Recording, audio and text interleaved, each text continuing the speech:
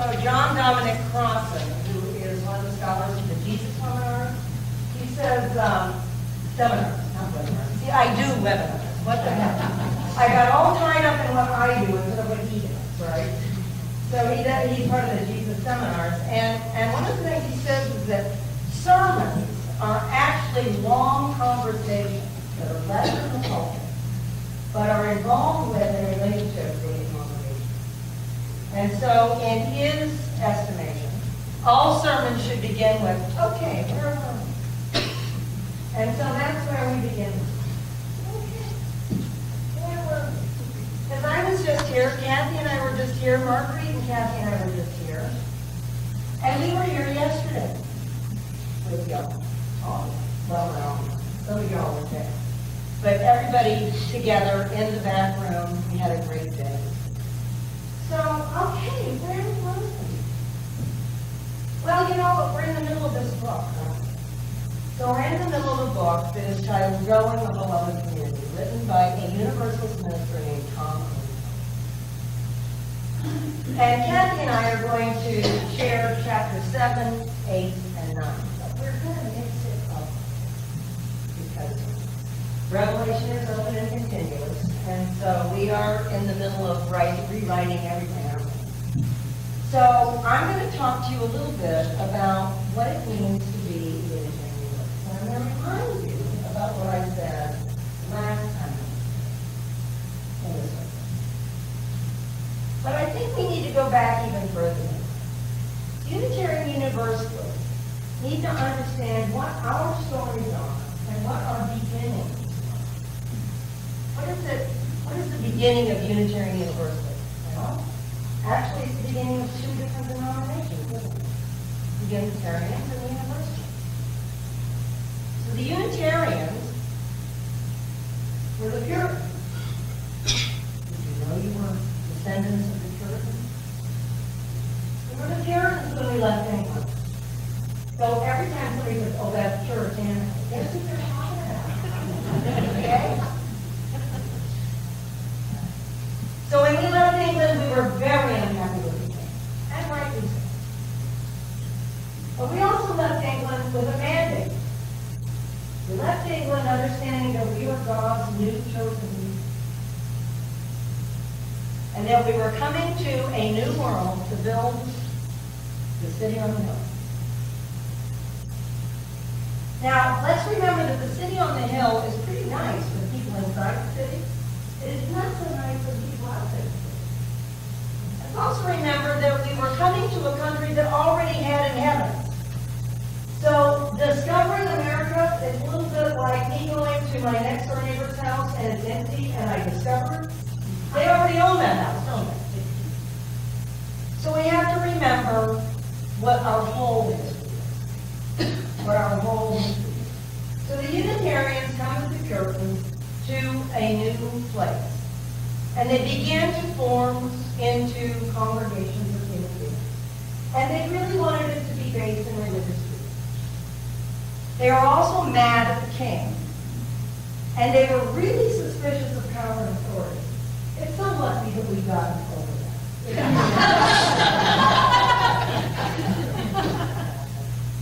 So they were really suspicious of power and authority, so they wrote the Cambridge Platform of 1648. And the Cambridge Platform designed a way they were going to structure their congregation. And the first piece of the Cambridge Platform was how they were going to govern themselves. And so we came to congregational polity. And in congregational polity, it says that there is no higher authority than the local congregation when it comes to ordaining, calling ministers, maintaining a budget, finding our own leaders, and setting up our own structures. No higher authority. And isn't it a nice thing that we've gotten over that piece of our history? You know, we don't ever say nobody's the boss of the king. We never hear anybody say nobody from Boston is coming in here and talking about it. We never hear anything like that, right? But the other half of the Cambridge Platform is that we are also in deep community with one another, and that deep community is found in love. Our ancestors believed that the Bible was a book about how people practice love. How people, the deep practice of love amongst people. And so what they said was, we're in this together. So every congregation, now that time it was just Unitarian congregations, and this was all in Massachusetts, and at one point, you couldn't be any other religion but Unitarian in Massachusetts. Oh, I'm not working. I'm not working. Is this better? So am I not turned on? Okay, all right. So is this better? You can hear me now? Okay. Okay. Okay, great. Yes, because I have a big voice, so I bet all of you could hear me just fine. Yeah, right. So, okay, where were we? So they formed themselves into congregations that supported one another. And of course, this was Massachusetts, so there wasn't anybody but the Unitarians in Massachusetts at that moment. In the meantime, we've got the Universalists, who also came from England. And they came with a mandate that God was love. So the Unitarians come with the idea that God is one thing. They eventually came to that God is one. And the Universalists came with that God is love. The Unitarians were the city mice, and the Universalists were the country mice. The Universalists settled in Middle America, Mid-Atlantic America, and a lot in the Carolinas. So you still have a convention, a Universalist convention that is alive in the Carolinas. So they came over and they formed themselves around the doctrine that God was love. And they read that in the scriptures too. They were Bible-based folks, and they read that in the scriptures. So we've got two different denominations that are at the heart of our faith, the Unitarians and the Universalists. For a long, long time, these two groups of people talked together, along with the Quakers and liberal Jewish synagogues. And they talked about how they might be in this together, even a little bit stronger. And they never could put aside their differences, because one was a Trinitarian group and the other was a Unitarian group. Unitarianism being the fact that God is in everything that is all of creation, right? So in 1954, the teenagers on Star Island had a conference, and they were not just Unitarian Universalist teenagers, there were also Quaker young people and Jewish young people. And they were out on Star Island, and they got to talking about how the adults just couldn't get their acts together. Why can't we all be in this together? And they decided to form one group, and it was called Liberal Religious Youth. So in 1954, the teenagers came together, and the adults learned a lesson from the teenagers. A child shall lead them. And they decided in 1961 they could put aside their differences and become one association. We did not call ourselves a denomination because we were moving away from our only Christian roots. We were deciding there was more than one path to the truth, and so we put that aside and we became an association of congregations. I loved the piece, the Kate Walker piece, about being in between, about the liminal moments, because, you know, we live in a place of narrative. We live in a book. We live in a story. We live in a long tale. There's a whole lot that happened before we were here. We find ourselves in this middle place, and we're hopefully going to have a whole lot of stuff that happens when we're not here, right? So we find ourselves at this moment. So what does it mean to be a Unitarian Universalist at this moment? If we understand our history, where do we stand right now? And I spoke about this last time I was here, and I'm gonna do something for the moment. So back here on your wall, there is this framed picture that is crooked, and it's driving me nuts. And it is who we are. We, the member congregations of the Unitarian Universalist Association, Covenant 2. Covenant 2. So the first piece of what we are is a covenantal, not creedal faith. Remember? We talked about this last time I was here. We're a covenantal, not a creedal faith. The second thing that we are is a pluralistic, not fundamentalist faith.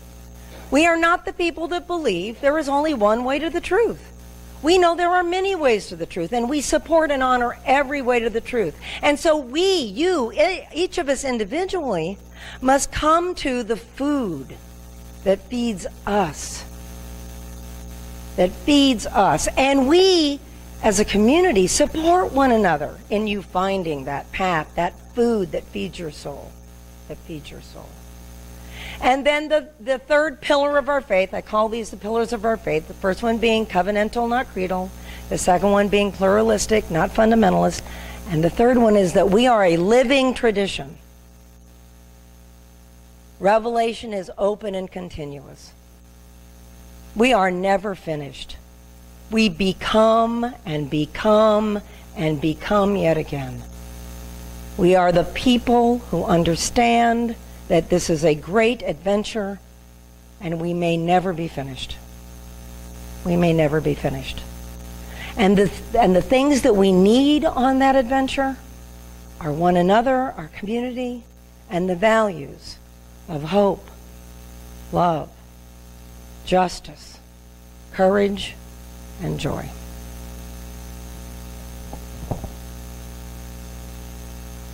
Good morning. So I want to try something this morning. Will you go on an experiment? Since this is an adventure, Connie, would you go on an experiment with me today? Awesome. I'm going to need a couple helpers. So you see we have a couple loaves of bread here. So I'm going to ask you all to take a piece from the bread and just hold on to it for a minute.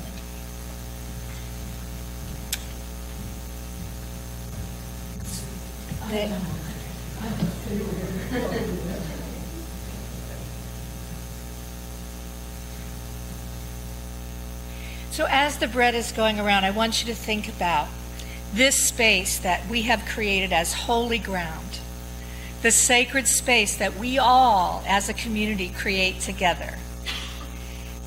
And Connie talked about we need a faith that feeds us, right? So as you take the bread, I'd like you to do a little internal meditation. Hold the bread when you get it, and think about this community. What sustenance do you gain as an individual from this community?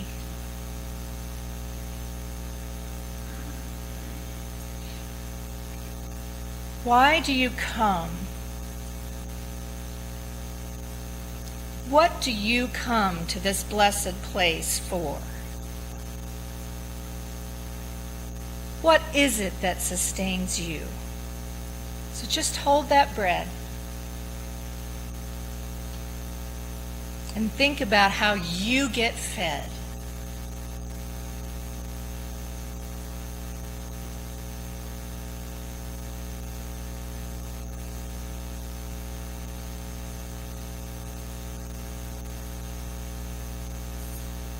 What piece of your soul finds sustenance here in this community?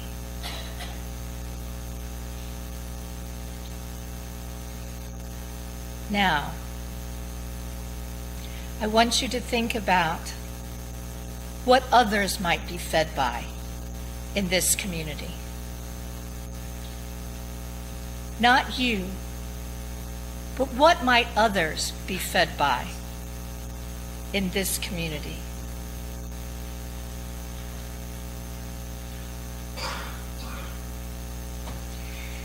Now, I want you to turn to someone else and give them your bread.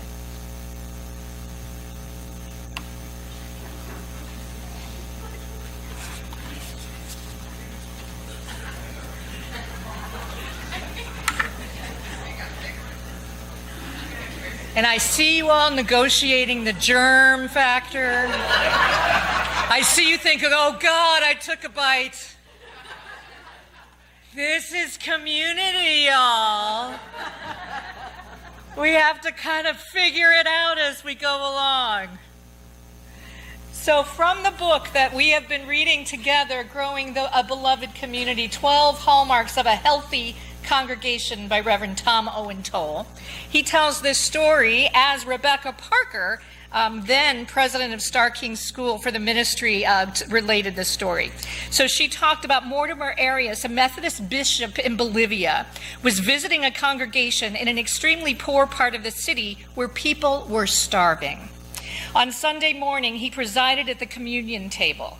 The congregation was singing a joyful hymn. The table was spread with an embroidered cloth on it, and a chalice and a loaf of bread. Just as the hymn was ending, a small boy slipped through the open doors at the back of the church, a child of the streets, dirty and thin. He raced up the center aisle to the communion table, grabbed the sacramental bread, and began to eat it. "Hey, what are you doing?" the bishop cried.